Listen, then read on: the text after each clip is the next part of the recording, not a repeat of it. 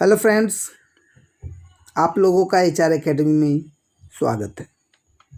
और आज के वीडियो में हम बने रहेंगे संविधान संशोधन के प्रकार के बारे में, द टाइप्स ऑफ अमेंडमेंट, जो कि लास्ट क्लास में पूरी तरीके से संशोधन प्रक्रिया पे हमने चर्चा कर लिया था।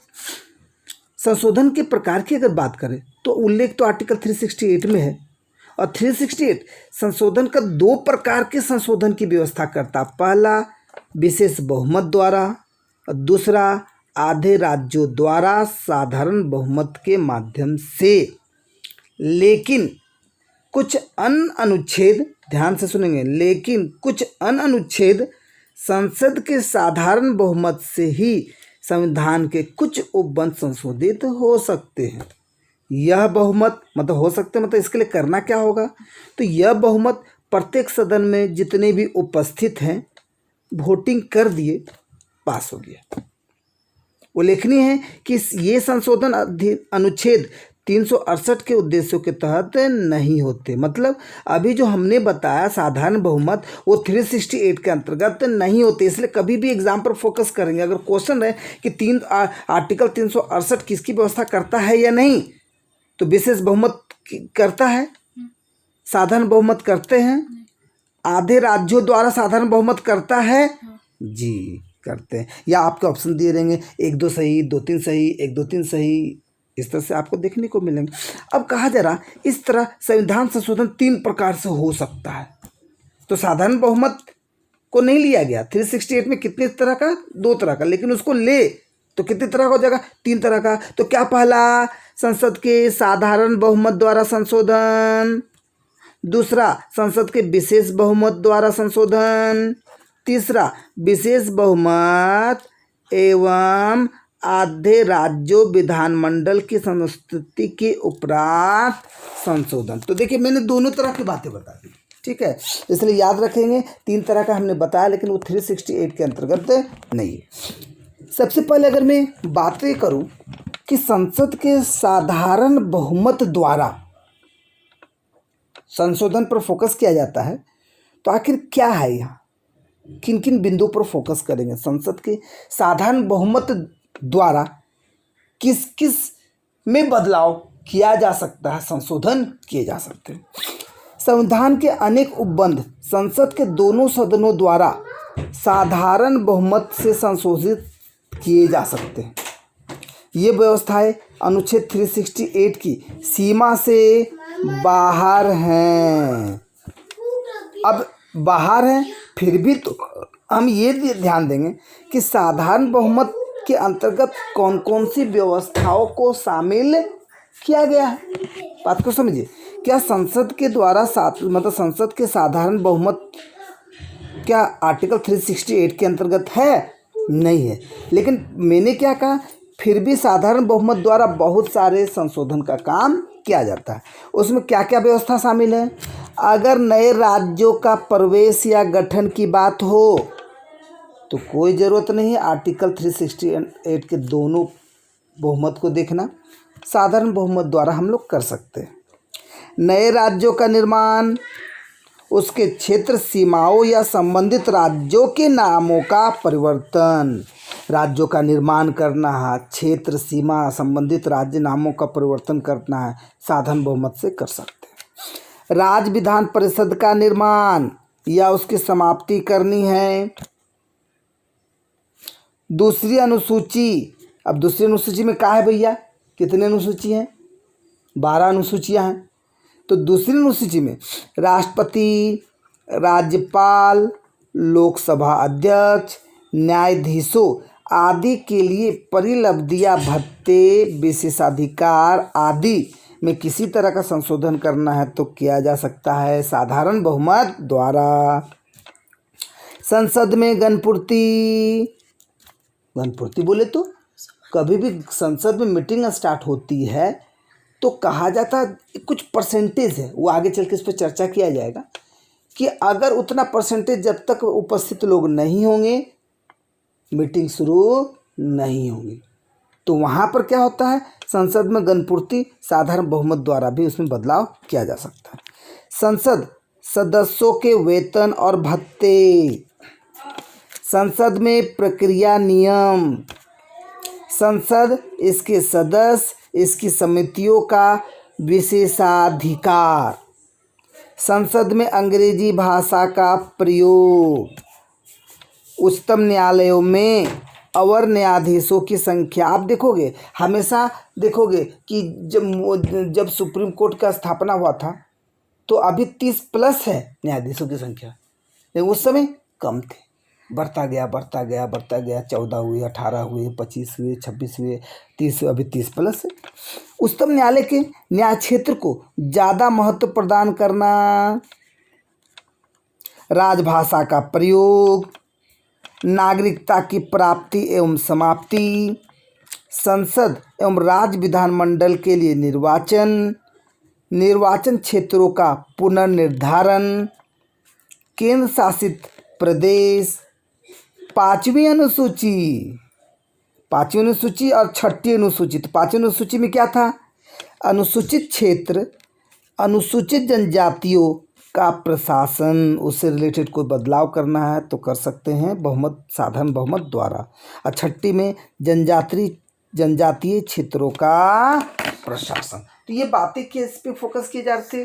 वैसे बहुमत जो आर्टिकल 368 के बाहर, लेकिन फिर भी बहुत बड़ा मायने रखता है। अगला आर्टिकल 368 के अंतर्गत जो हैं संशोधन के प्रकार, तो संसद के विशेष बहुमत द्वारा, अब इसमें फोकस करेंगे विशेष बहुमत द्वारा क्या क्या बातें आएंगी। संविधान के ज़्यादातर उपबंधों का संशोधन संसद के विशेष बहुमत द्वारा किया जाता है,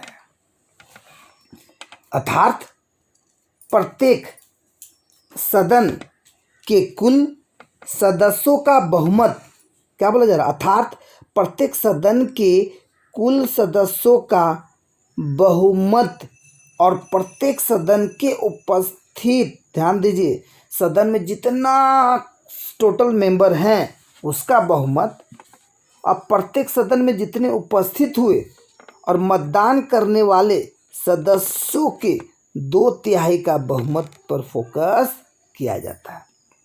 ध्यान देंगे, फिर से सुनिए। विशेष बहुमत में क्या है? तो याद रखें, कुल सदस्य का बहुमत, प्रत्येक सदन के उपस्थित और मतदान करने वाले सदस्यों का 2/3 बहुमत होना चाहिए।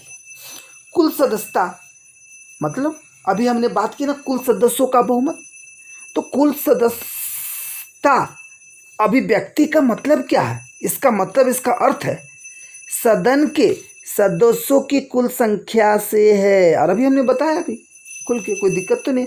फिर चाहे इसमें रिक्तियाँ या अनुपस्थिति हो, मतलब अगर पूछ दिया जाए कि संसद में कितने मेंबर टोटल 552, लेकिन अगर बहुत सारा सीट खाली है, मान ली 545 है, 540 है, लेकिन फिर भी क्या बोला गया? इसमें रिक्तियाँ अनुपस्थित हो, हमें मतलब है कुल मेंबर से, यही चीज हो रहा है। स्पष्ट शब्दों में विशेष बहुमत की आवश्यकता विधेयक के तीसरे पठन चरण पर केवल मतदान के लिए आवश्यक होती है,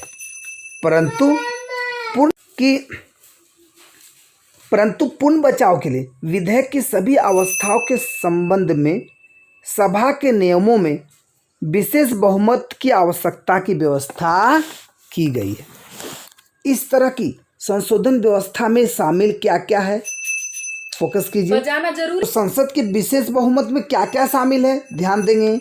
मूल अधिकार, राज्य की नीति निर्देशक तत्व, वे सभी उपबंध जो प्रथम व तृतीय श्रेणियों से संबंध नहीं है। तो ये 3 बात याद रखेंगे, क्योंकि आपके एग्जाम के क्वेश्चन तो समझ में आ रहा है क्या है, संसद के विशेष बहुमत से रिलेटेड कौन सी बातें सही है या नहीं। तो आपके मूल अधिकार होंगे, नीति निर्देशक तत्व होंगे, प्रथम तृतीय की जगह पर प्रथम द्वितीय द्वितीय तृतीय दे दे तो समझिए बात को। लास्ट, संसद के विशेष बहुमत एवं राज्यों की स्वीकृति द्वारा, विशेष बहुमत तो होगा, उसमें राज्यों की स्वीकृति भी, आधे से अधिक राज्यों की स्वीकृति भी होनी चाहिए। अब कौन कौन ऐसे मामले हैं भैया, आइए बने रहे अंत तक वीडियो में। नीति के संघीय ढांचे से संबंधित, नीति के संघीय ढांचे से संबंधित संविधान के उपबंधों को संसद के विशेष बहुमत द्वारा संशोधित किया जा सकता है, और इसके लिए यह भी आवश्यक है कि आधे राज्य विधानमंडलों में साधारण बहुमत के माध्यम से उनकी मंजूरी मिली हो। यदि एक, कुछ या बचे राज्य विधेयक पर कोई कदम नहीं उठाते तो इसका कोई फर्क नहीं पड़ता। क्यों? क्योंकि आधे राज्य उन्हें अपनी संस्तुति देते हैं, तो औपचारिकता तो पूरी हो गई, इसलिए बाकी से मत फर्क नहीं पड़ता।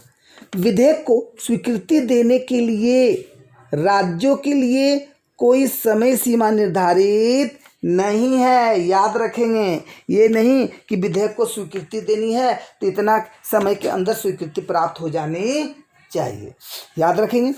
निम्न उपबंधों को इसके तहत संशोधित किया जा सकता है।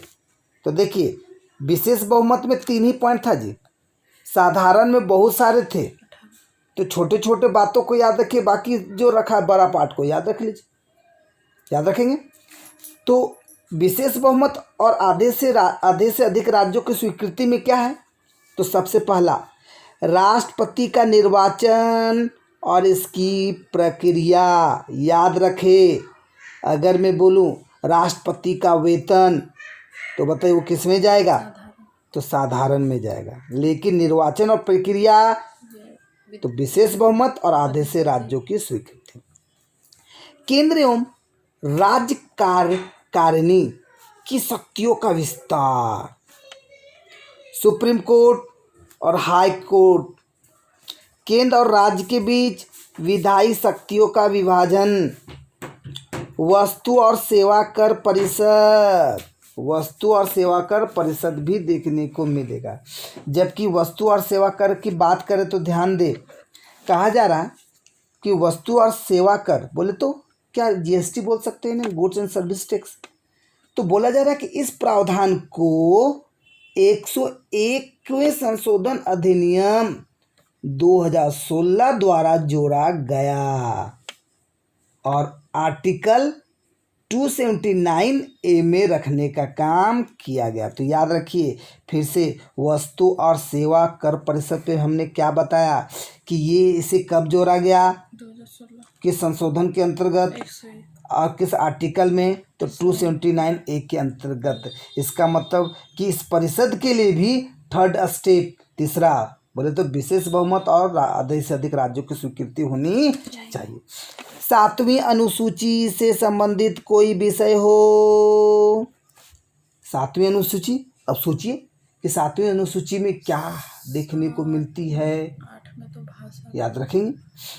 संसद में राज्यों का प्रतिनिधित्व, और लास्ट है संविधान का संशोधन करने की संसद की शक्ति एवं इसके लिए प्रक्रिया, जो कि आर्टिकल स्वयं 368 देखने को मिलती है। तो इसका मतलब देखिए ना, सबसे इजी है विशेष बहुमत याद रखना। 3 पॉइंट याद रखिए, मूलाधिकार राज्य के नीति निर्देश सकता, तो अब प्रथम तृतीय, उसके बाद विशेष बहुमत और राज्यों की स्वीकृति, 8 पॉइंट दिया गया है।